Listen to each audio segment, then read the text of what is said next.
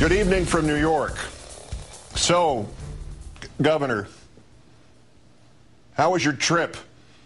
Our fifth story in the countdown, as we wondered aloud on this news hour last night, what could be so bad that the cover story, which had the governor of South Carolina hiking the Appalachian Trail on National Hike Naked Day, would be preferable to reality?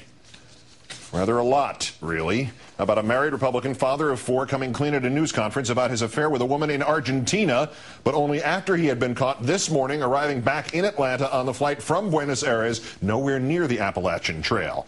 Did I mention there are late-breaking emails from the governor to his mistress? This morning, a reporter from South Carolina's The State newspaper on hand to greet Governor Sanford as he arrived at Hartsfield International Airport in Atlanta on a flight from Buenos Aires. Not from Appalachia? The governor telling the reporter that he had decided at the last minute to go to South America to, quote, recharge after a difficult legislative session in which he had fought to turn down federal stimulus money and lost. Sanford telling the reporter that he had considered hiking on the Appalachian Trail, but said, quote, I said no, I wanted to do something exotic. It's a great city. The governor also telling the reporter that he had been alone on the trip. By 2:23 p.m. Eastern time, though, when he began recounting some of this conversation at his news conference, it quickly became clear that part of his story was about to change. I told her about my love of the Appalachian Trail. I used to organize hiking trips. Actually, when I was in high school, I would get a soccer coach or a football coach to act as chaperone, and then I'd get folks to pay me $60 each or whatever it was to take the trip, and then off we'd go and have these great adventures on the Appalachian Trail. And I told her of adventure trips, both in college. I was a campus representative for Eastern Airlines and could fly free, which meant I'd fly different places around the world, get myself a job, carry $100 emergency money, and either find a job there with the locals and come back or come on home. Told about my years in Congress and early years in the governorship of different adventure trips of leaving and traveling different places, because what I have found in this job is that one desperately needs a break from the bubble.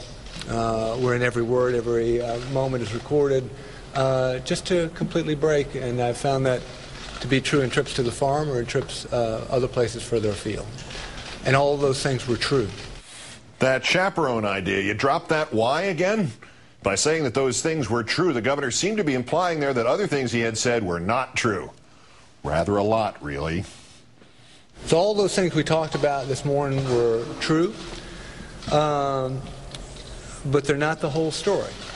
And that's obviously why everybody's gathered here right now. And so let me lay out that larger story that has attracted so many of you all here. I'm a bottom line kind of guy. I'll lay it out. It's going to hurt, and we'll let the chips fall where they may. In so doing, let me first of all apologize to my wife Jenny and our four great boys, Marshall, Landon, Bolton, and Blake, for letting them down.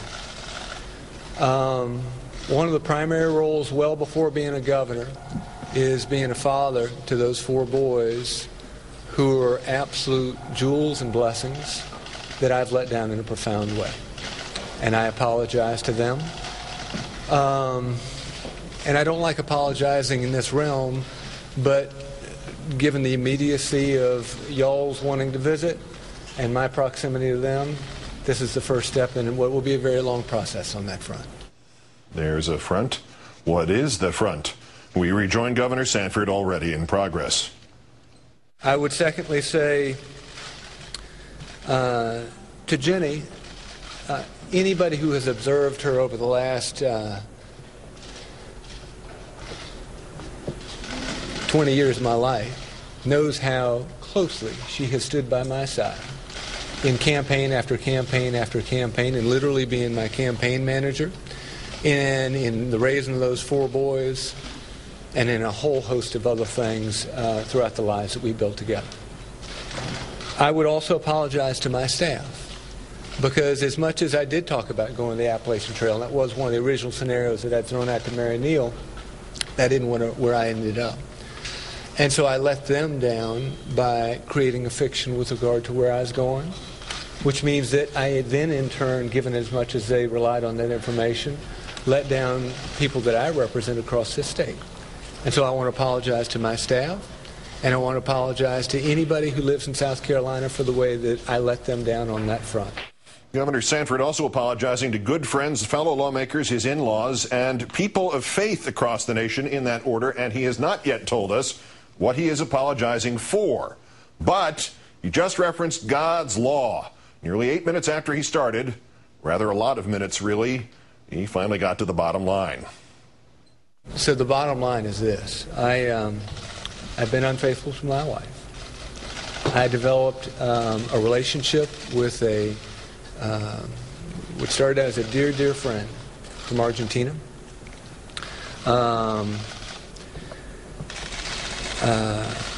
It began very innocently, as I suspect many of these things do, in just a casual email back and forth, in advice on one's life there and advice here. But here, recently, over this last year, it developed into something much more than that. And as a consequence, I hurt her, I hurt you all, I hurt my wife, I hurt my boys, I hurt friends like Tom Davis, I hurt a lot of different folks. And all I can say is that I apologize. Emails, you say. Rare for political news conferences of this kind. Governor Sanford, now known as the Wild Bull of the Pampas, took the podium alone, his wife not standing at his side. Rarer still, the governor then took questions, the first one being whether he was separated from his wife. Are you separated from the First Lady? I don't know how you want to define that. I mean, I'm here and she's there. I guess in a formal sense we're not, but you know, what we're trying to do is work through something that, you know, we've been working through for a number of months now. Did your wife and your family know about the affair before the trip to Argentina? Yes. Are you we've been working through this thing for about the last 5 months. Yeah, Jenny Sanford, the missus, issuing a statement tonight saying that she had asked her husband to leave 2 weeks ago, adding that this trial separation was agreed to with the goal of ultimately strengthening our marriage, and that it had been her request that her husband keep the separation quiet. At the news conference, Governor Sanford had also been asked exactly how long he had been conducting his affair in Argentina. The answer that he had known the woman for 8 years, but that it was only last year that something else developed. And we developed a remarkable friendship over those 8 years. And then, as I said, about a year ago, it sparked into something more than that. I have seen her 3 times since then, during that whole sparking thing. And it was discovered, let me finish, 5 months ago. And at that point, we went into serious overdrive in trying to say, where do you go from here? So it had been back and forth and back and forth and back and forth. And the one thing that you really find is that you absolutely want resolution.